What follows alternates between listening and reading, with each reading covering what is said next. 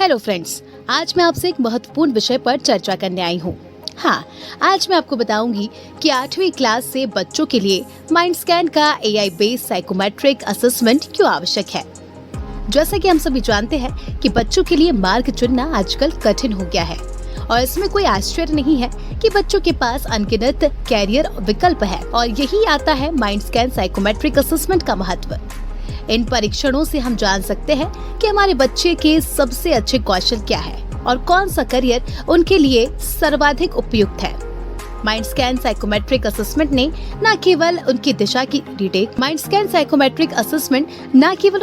की जांच करता है, बल्कि उनकी आत्म समझ को भी बढ़ावा देता है।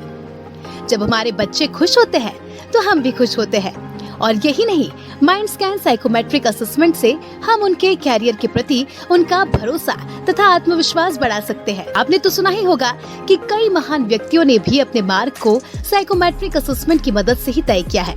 आप भी अपने बच्चे को सफल और फेमस बनाना चाहते होंगे, तो फ्रेंड्स, आप भी आज ही अपने बच्चों के भविष्य को संवारने के लिए माइंडस्कैन साइकोमेट्रिक असेसमेंट करवाएं। यहाँ उनका भविष्य है, हमें सिर्फ मार्गदर्शन करना है।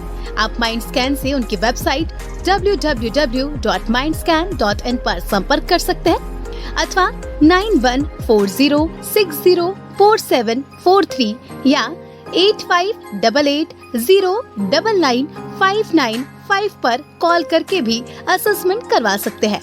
धन्यवाद।